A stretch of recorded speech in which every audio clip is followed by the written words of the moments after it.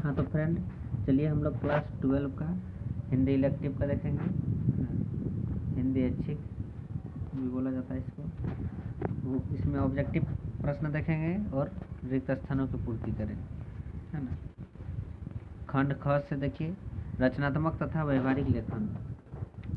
इसमें रचनात्मक और व्यवहारिक से क्या है, देखिए 11 नंबर में क्या है, जनसंचार माध्यमों के अंतर्गत रेडियो कौन सा माध्यम है। पहला में है श्रव्य, दूसरा में दृश्य, तीसरा में श्रव्य दृश्य, चौथा में पठनीय। तो जनसंचार का माध्यम अंतर्गत रेडियो में क्या श्रव्य माध्यम होता है। श्रव्य मतलब सुनने का इसका ऑप्शन पहला हो जाएगा, राइट ऑप्शन, है ना, श्रव्य माध्यम है। 12 में देखिए भारत में टेलीविज़न प्रसारण कब प्रारंभ हुआ। पहला में 10 मार्च 1960 को, दूसरा में है 12 फरवरी 1958 को, तीसरा में 15 सितंबर 1969 को, और चौथा में है 8 अप्रैल 1957 को। इसका राइट ऑप्शन हो जाएगा ऑप्शन नंबर दूसरा हो जाएगा, तीसरा होना चाहिए, तीसरा, है ना। और यहाँ एक जगह फिर भी मिसप्रिंटिंग है ना। 15 सितंबर 1959 होना चाहिए, है ना, 1959 आप लोग याद रखिएगा। 13 नंबर में देखिए आलेख लेखन की भाषा कैसी होनी चाहिए। पहला में सरल, दूसरा में सुगम, तीसरा में प्रभावी, चौथा में ये सभी। इसका राइट ऑप्शन हो जाएगा ऑप्शन नंबर 4, ये सभी। 14 में देखिए भारत में पत्रकारिता की शुरुआत कब हुई। पत्र छपता था, ये कब से शुरू हुआ। पहला में है सन 1853 से, दूसरा में सन 1780 से, तीसरा में सन 1767 से, चौथा में सन 1857 से। इसका राइट ऑप्शन हो जाएगा ऑप्शन नंबर दूसरा, 1780 से हो जाएगा, है ना। इसके बाद 15 में देखिए कहानी का केंद्रीय बिंदु क्या है होगा।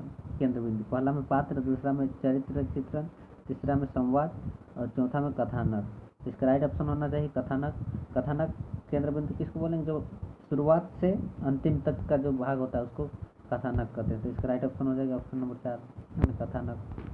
16 में देखिए कहानी लेखन सीखने का सबसे कारगर तरीका क्या हो सकता है। कहानी लिखने का तो पहला में कहानी सुनना, दूसरा में कहानी चुनना, तीसरा में कहानी पढ़ना, और चौथा में कहानी सुनाना। तो सबसे कारगर तरीका क्या हो सकता है, ऑप्शन नंबर पहला हो जाएगा कहानी सुनना। सुनेंगे तो आपको ज़्यादा याद रहेगा। कोई भी चीज़ आपको देखे होंगे, आपके बुजुर्ग कोई भी बात बोलते हैं, वो बात आपको बहुत दिनों तक याद रहेगा, सुना हुआ। 17 में देखिए कविता की पहली शर्त क्या है। पहला में शब्दों के मेल जोल, दूसरा में कल्पना का तालमेल, तीसरा में है सत्य की अभिव्यक्ति, चौथा में संभावना की तलाश। इसका राइट ऑप्शन हो जाएगा दूसरा हो जाएगा राइट ऑप्शन, कल्पना का तालमेल। 18 में देखिए नाटक की वास्तविक कसौटी किसे माना जाता है। पहला में पात्र को, दूसरा में संवाद को, तीसरा में रंगमंचीयता को, चौथा में कथ्य को। इसका राइट ऑप्शन हो जाएगा ऑप्शन नंबर दूसरा, संवाद को।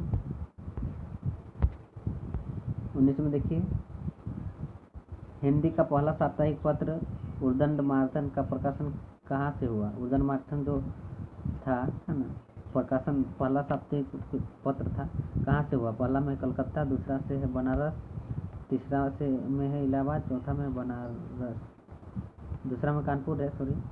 तो इसका राइट ऑप्शन हो जाएगा ऑप्शन नंबर पहला, कलकत्ता। उसके बाद 20 नंबर का प्रश्न देखिए भारत में पहली मूक फिल्म बनाने का श्रेय किसे जाता है।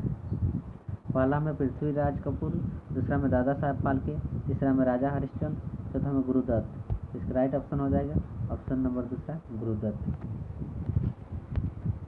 चलिए अब फिर ऑब्जेक्टिव किस में देखते हैं। खंड ग में अब फिर है ऑब्जेक्टिव। देखिए खंड ग में पाठ्य पुस्तक से लिया गया आप लोग का किताब से ही, है ना। निम्नलिखित में से उचित विकल्पों का चयन करें, है ना, उचित विकल्प को चयन करके टिक लगाना है। 24 में देखिए कार्नेलिया का गीत जयशंकर प्रसाद द्वारा रचित किस नाटक का प्रसिद्ध गीत है ना, किस नाटक का। पहला में चंद्रगुप्त, दूसरा में स्कंदगुप्त, तीसरा में ध्रुव स्वामिनी, चौथा में अज्ञातशत्रु। इसका राइट ऑप्शन हो जाएगा पहला ऑप्शन, चंद्रगुप्त। 25 में तोड़ो कविता के कवि हैं। तोड़ो कविता के कवि कौन है। पहला में सूर्यकांत त्रिपाठी निराला, दूसरा में केदारनाथ सिंह, तीसरा में विष्णु खरे, चौथा में रघुवीर सहाय। इसका राइट ऑप्शन हो जाएगा ऑप्शन 4, रघुवीर सहाय। 26 में देखिए, जरे बिरह ज्यों दीपक बातों पंक्ति में कौन सा अलंकार है? पहला में उपमा अलंकार, दूसरा में उत्प्रेक्षा अलंकार, तीसरा में पुनरुक्ति प्रकाश अलंकार और चौथा में रूपक अलंकार। इसका राइट ऑप्शन होना चाहिए रूपक अलंकार। रूपक अलंकार का पहचान देखिए आप कहाँ से करिएगा। देखिए ज्यों त्यों, ये यहाँ क्या ज्यों त्यों क्यों ऐसा लिखा हुआ रह जाएगा तो रूपक अलंकार उसको बोलते हैं, है ना। तो इसका रूपक अलंकार हो जाएगा। 27 में देखिए, कापा हिया जाननावा शिव में किस माह का स्वाभाविक वर्णन कवि जायसी ने किया है? पहला में अगहन, दूसरा में पुष, तीसरा में माघ, चौथा में फागुन। इसका अगहन माह में होगा, है ना। कापा हिया जाननावा शिव कौन माह में? अगहन माह में इसका वर्णन किया हुआ है। उसके बाद देखिए रिक्त स्थान है, कोष्ठक में दिए गए शब्दों में से उचित शब्द का चयन कर रिक्त स्थान की पूर्ति करें। 28 में देखिए, मर गया नहीं होना चाहिए, यहाँ भर गया होना चाहिए, है ना। आप लोग सुधार लीजिएगा। भर गया है खाली स्थान से संसार, जैसे हार खाकर, है ना। क्या? विष, जहर, गरल। इसमें क्या हो जाएगा? जहर। जहर ऑप्शन में है, जहर में भर देना है। 29 में देखिए, इतने लोगों को इतने तरीके से खाली स्थान मालामाल और गतिशील होते देखा है। आत्मनिर्भर, स्वाधीन, उन्नत। इसमें क्या हो जाएगा? आत्मनिर्भर। आत्मनिर्भर इसमें हो जाएगा। उसके बाद के प्रश्न देखिए क्या है। भरत राम का प्रेम कविता रामचरितमानस के खाली स्थान कांड से लिया गया है। बालकांड, अयोध्या कांड, सुंदर कांड। तो इसमें क्या हो जाएगा? अयोध्या कांड। अयोध्या कांड टिक लगा लीजिएगा। सूफी प्रेम मार्गी शाखा के सर्वश्रेष्ठ कवि खाली स्थान को माना जाता है। तुलसीदास, जायसी, केशवदास। इसका राइट ऑप्शन हो जाएगा जायसी, है ना। और जायसी जी का पूरा नाम क्या है? याद रखिएगा, पूरा नाम भी पूछ सकता है। जायसी जी का पूरा नाम क्या है? मलिक मोहम्मद जायसी। मलिक मोहम्मद जायसी, याद रखिएगा। इसमें मलिक मोहम्मद जायसी यहाँ भरा जाएगा, टिक लगा लीजिएगा। उसके बाद देखिए फिर 35 में फिर दिया गया है, प्रेमधन की छाया स्मृति किस शैली की रचना है? पहला में संस्मरणात्मक रेखाचित्र, दूसरा में संस्मरणात्मक निबंध, तीसरा में संस्मरणात्मक शब्दचित्र, चौथा में संस्मरणात्मक रिपोर्टाज। इसका राइट ऑप्शन हो जाएगा ऑप्शन नंबर दूसरा, संस्मरणात्मक निबंध। 36 में देखिए, आचार्य शुक्ल के सहपाठी निम्नलिखित में से कौन थे? पहला में बालमुकुंद गुप्त, दूसरा में राधाचरण गोस्वामी, तीसरा में पंडित लक्ष्मी नारायण चौबे, चौथा में भारतेंदु हरिश्चंद्र। इसका राइट ऑप्शन हो जाएगा ऑप्शन तीसरा, पंडित लक्ष्मी नारायण चौबे। इसके क्या है? आचार्य शुक्ल के सहपाठी थे। आप पाठ पढ़े होंगे तो जानते होंगे।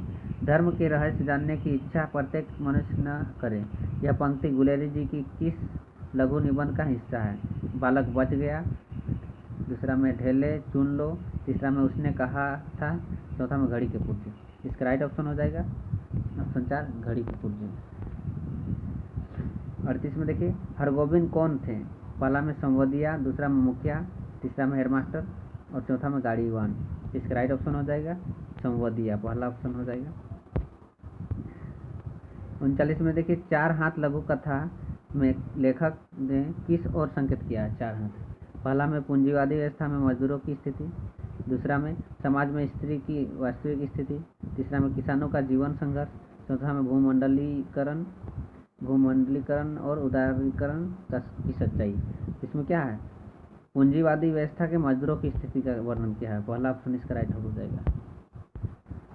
उसके बाद 40 में देखिए, निर्मल वर्मा को साहित्य अकादमी पुरस्कार किस रचना के लिए प्राप्त हुआ? पहला में पारिंदे, दूसरा में 3 एकांत, तीसरा में पिछली गर्मियों में, चौथा में कौवे और काला पानी, है ना। कौवे होना चाहिए तो ऑप्शन इसका राइट ऑप्शन हो जाएगा कौवे, है ना। कौवे और काला पानी। अब देखिए रिक्त स्थान फिर है, वह धान, धन नहीं होना चाहिए, वह धान होना चाहिए, है ना। वह धान रोपाई का महीना था, खाली स्थान का अंत जब बारिश के बाद खेतों में पानी जमा हो जाता है। इसमें धान रोपाई का महीना कब होता है? ऑप्शन जुलाई होना चाहिए, है ना। जुलाई टिक लगा लीजिएगा। उसके बाद 42 में खालिस्तान में पेड़ों को बचाने के लिए आदमी के संघर्ष की कहानियाँ खूनी थी। सिंगरौली, अमरौली, टिहरी गढ़वाल। इसका राइट ऑप्शन हो जाएगा टिहरी गढ़वाल। आप 10th क्लास में भी पढ़ चुके होंगे इसका।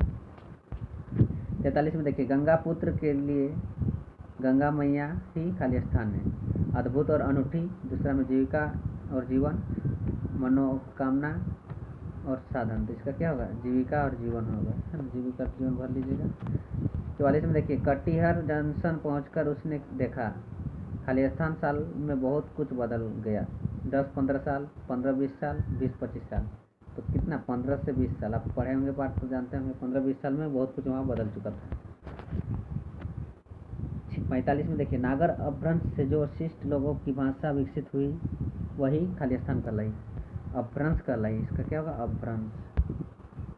46 में देखिए ऊपर से देखने पर शेर अहिंसावादी, न्यायप्रिय और खालिस्तान का अवतार प्रतीत होता है। सदगुरु, बुद्ध, विष्णु। इसका राइट ऑप्शन हो जाएगा बुद्ध। उसके बाद देखिए 49 में सूरदास की झोपड़ी प्रेमचंद के किस उपन्यास का अंश है? सूरदास की झोपड़ी। पहला में कर्मभूमि, दूसरा में रंगभूमि, तीसरा में सेवा सदन, चौथा में गोदान। इसका राइट ऑप्शन हो जाएगा ऑप्शन दूसरा रंगभूमि।